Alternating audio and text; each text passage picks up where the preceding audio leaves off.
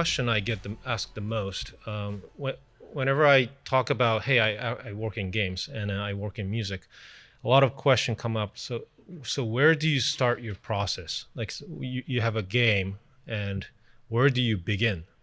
And because the game is not finished when you start writing music, and then how do you start coming up with ideas or like where to use music, and how do you plan those things? And I'll talk about this first. And composers do want to be part of the creative team as well, and it's we can be a little more than the service teams. And I've seen it beneficial for the creative team being in-house, and then music can actually influence the creative team. So I think the best timing for the composers to be involved in the project is really when the team has a story outline and some of the key visuals, and those can inspire composers, and then we can start the process. What I did in Halo 5 was that when they had a story, I wrote a theme, and I pitched to the entire team of a group of 300 people. And then what happened was artists start to listen to those mock-ups I made when they draw. So that was a new culture that we developed over time, and that was great. It worked out great. So what I usually approach is I need a structure in terms of for the music to have continuity throughout the game. So first thing I usually do is work on the main theme that becomes the core music identity of the music for the game. And again, that can be worked off of story outline, concept art, or the character settings. If you're introducing new character, in Halo 5's case, they introduce a new Spartan. So that was I wrote a main theme based off of the main character.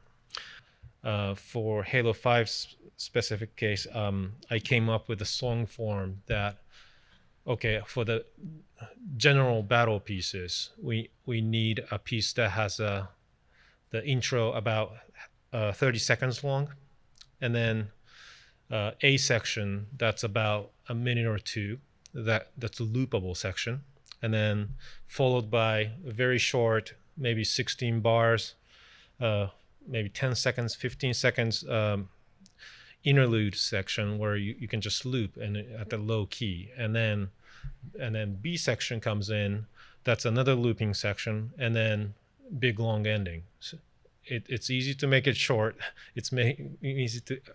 It's hard to make it long. So I make sure the intro and outro are long enough so that I have enough content to edit from. Those are the fun ones for the composers to work on, actually. For example, the enemy theme, enemy music I did.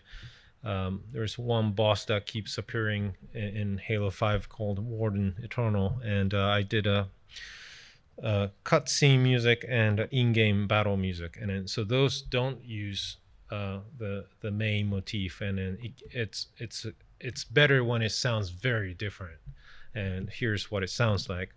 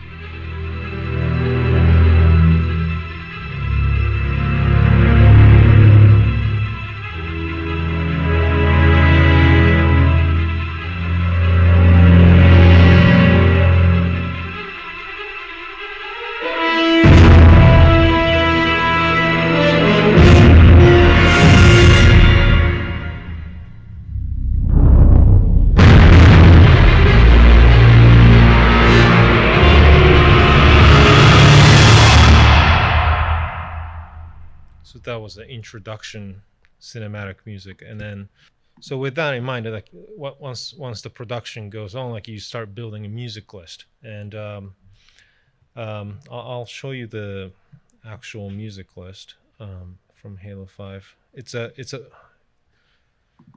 this is the list, and it has about 3 hours worth of music in it, and the list goes on and on.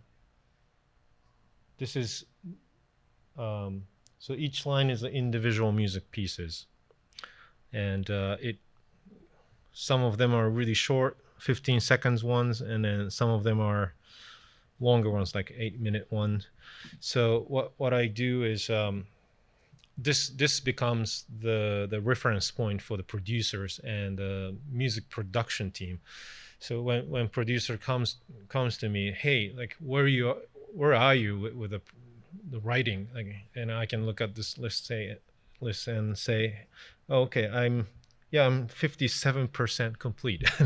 I don't know what that means, but yeah, they people some people do like numbers, so this helps the communication, and then this also helps figuring out how much music needs to be written and how much time you have and how much production do how much money do you have to spend on the production, like, because you have a limit with the production and you want to be clever with it, and so where do we need to cut down, or having this type of list really helps. And oh, when you make this list, yeah, you do have to know your average playtime, and that's crucial. I usually go ask the game designer, and okay, hey, what's the average playtime for this particular mission? Is it 20 minutes? I mean, some people can take an hour to finish the level, but what's like a golden path, like, and then they usually have numbers. So if it's 20 minutes, you probably don't need music that's over half an hour. So maybe you need 10 minutes worth of music, or even less than that. And so you kind of start figuring out how much in-game music you need to write, or stuff, or how much cinematics you'd have in the game. And yeah, so that would help building the list, and then eventually help the production model. When it comes to game music, I think composing is really less than half of what the work is, and what goes into having a music playback in the game. It's a lot of work. It takes programming, scripting, all of the authoring.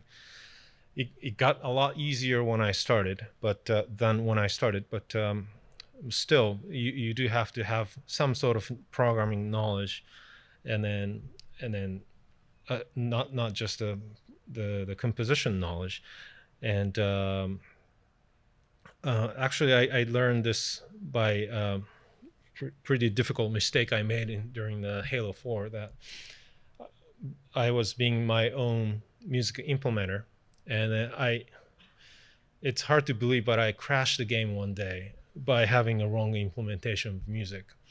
And what happened was that because I implemented it in the wrong way, the looping music kept stacking up on top of each other, and then it was Xbox 360, and then we were streaming off of the DVD, and the voice count went up to 60, and then it crashed the game, and then that stopped everyone's work on that day. And then, well, the audio is crashing the game, and then I thought that's impossible. We're working on using the third-party middleware, and how can they mentioned music, how can music crash the game? And then I tested it, and they were right, and I was crashing the game, and I had to stop the entire studio for the day. And so from that moment, I took implementation super seriously.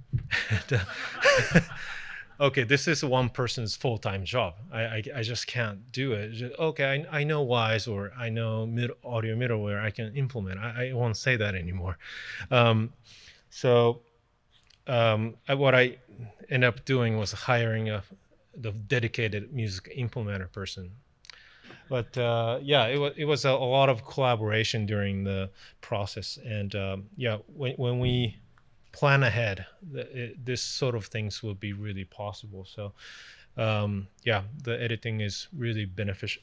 You get a lot of benefit from having a good music editor. So.